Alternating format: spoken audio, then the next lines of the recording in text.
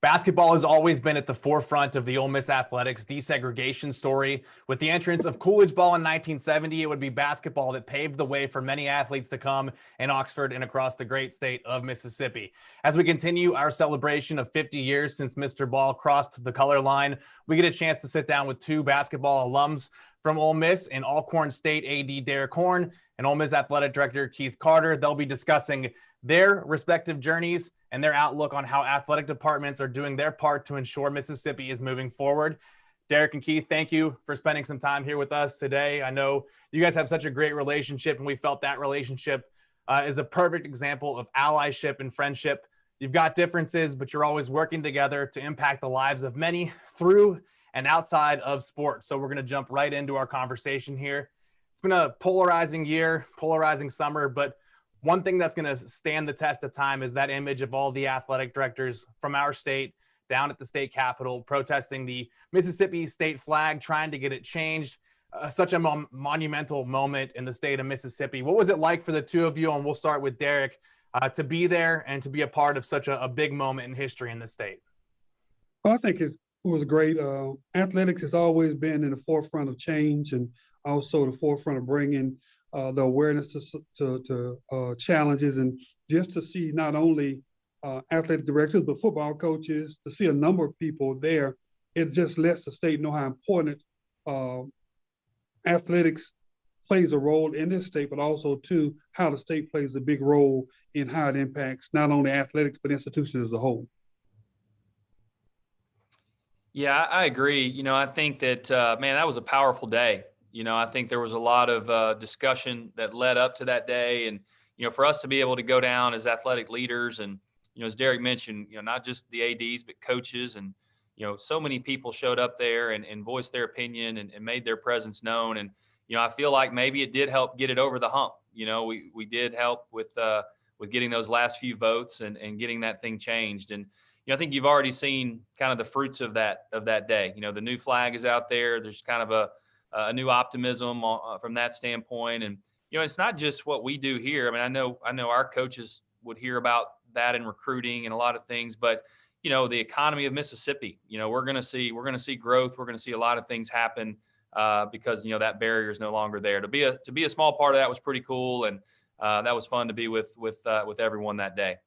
Ole Miss fans will remember that Derek's an Ole Miss guy, a basketball player. He's also recognized as the first African-American senior level administrator in the Ole Miss athletic department. Derek, share with us that journey from student athlete to administrator.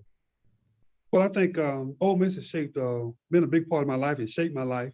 I can remember being recruited, and back then it was Bob Weblich that was the head coach, and he decided to go to Texas, but I was so much on Ole Miss that Warner Alford was the AD at that time, and he convinced me to just kind of make sure that I make the right decision, and I felt it was the best decision for me. The 4 years that I was there, we had some good times, some challenging times, but it was a great experience, and if I had to do it all over again, that would be something that I would do. In my career, from working in the private sector to working to the public in the public space, has all been connected to Ole Miss. Pete Boone, former athletic director, gave me an opportunity to start working there in 1995 and gave me an opportunity to grow and to see not only how I can grow as an individual, but to watch Ole Miss really transform. And from 1995 to what I see right now, it has been an amazing transformation. And I think the things that Keith is doing right now is going to continue what I've seen grow from the inside and now from the outside. In the last few months, we've heard a lot about what we can do to create actionable change in the area of racial equity.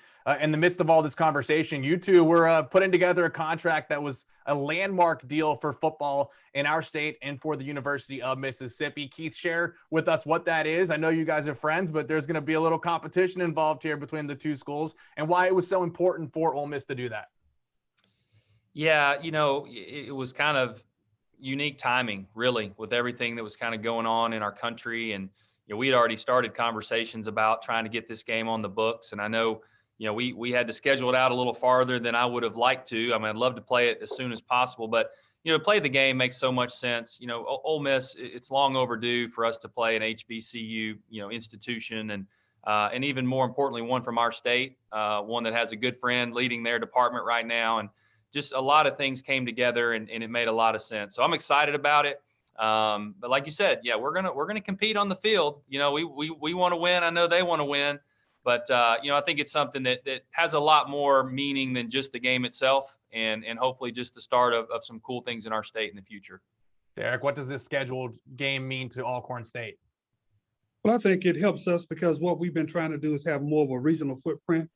We recruit heavily in the state of Mississippi and in the Southeast, and I think it's beneficial, but also too, it just strengthened the partnership that we developed this past summer in showing that we can work together, keep our dollars in the state, and then also to have a competitive opportunities on the field and off the field.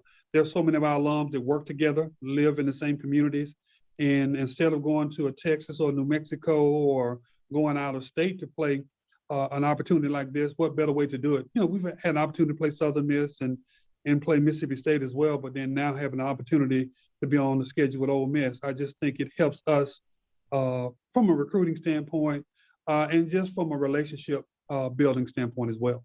Keith, and it's not And just Seth, football. Seth, Go ahead, Keith.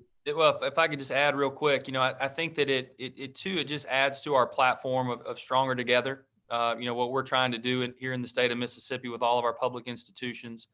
You know, you mentioned tangible things. You know, we're trying to get out. We're trying to, you know, COVID's put a little bit of a damper on it, but we're trying to get out and show that there are things we want to do to help our state and to make our state stronger.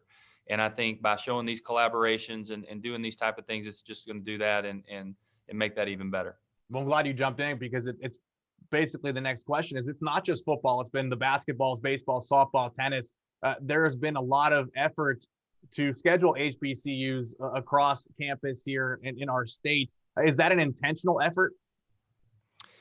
It is. You know, I think Derek made a great point. I mean, we have great institutions in our state, you know, and I think we've played these games in the past that, you know, we brought teams in from out of state and it just doesn't make a lot of sense. I mean, why would we not, you know, create these partnerships and these relationships within our state? And, you know, I think we've done that in some of our other sports. And again, I think it was long overdue that we did it in football.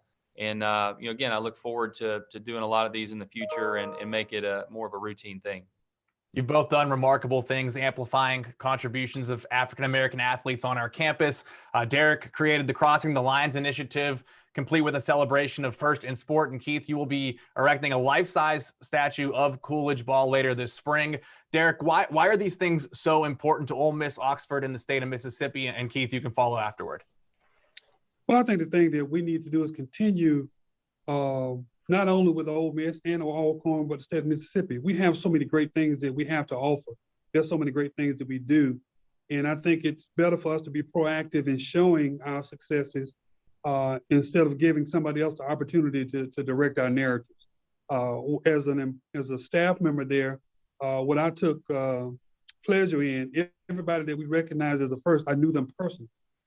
And I think that was great to have that opportunity to see it being revived for a 50-year and seeing Coolidge Ball, who is really, I call a quiet giant. You know, he's a very quiet person, but for him to make the decision to enroll at Ole Miss at the time he did was very transformational.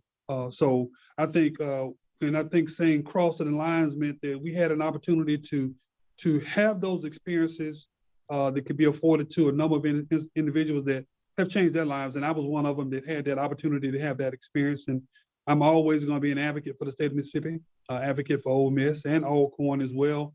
And I just think the things that we can do like this that can show a positive light about Mississippi are very beneficial.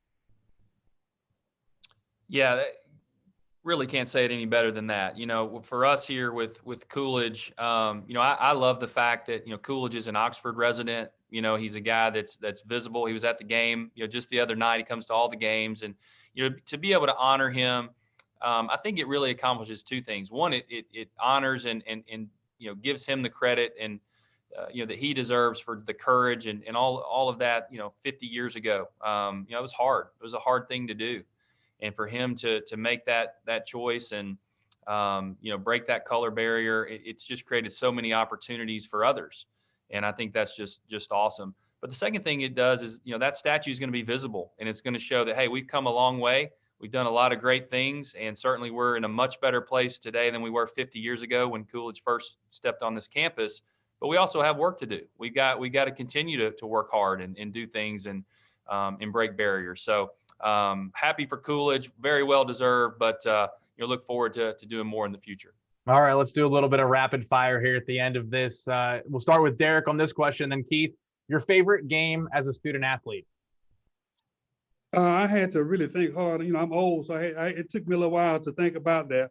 But for me, being a freshman and starting at Kentucky, I think that was people can tell you how to prepare for that, but you're standing in that tunnel and all you could hear is just a roar. And then when you walk out, some of the brightest lights you've ever seen and 24,000 people, screaming. It took me about 5 minutes to get the jitters out because of just the magnitude of that. Specifically, I've only been playing in a tad pad and you might have seen 3,000 people, but that was a great experience. And that's one I remember for a lifetime. Well, mine involved Kentucky as well, and Derek, I also got to start as a freshman at Kentucky, and we lost 90-60, so it wasn't a great day for the Rebels. But really, the two games that were my favorite, that very next year we were able to beat them at home, and they were, I think, number 2 or 3 in the country. And then the following year we went back to Rupp and we were able to win. So those were some great things that I remember about playing. What about favorite? One thing about that, I could share. I was there when Keith, when they beat them in Rupp, and you could have heard a pin drop after the game was over because it was, and it wasn't a squeaky game. We drug them that day, so it was great. That was a great feeling. I'm fairly sure Keith had a pretty dominant game in that one as well, so it's a good one to remember. As an administrator now, Keith, we'll start with you, and Derek, follow that up. Your favorite moment being an administrator?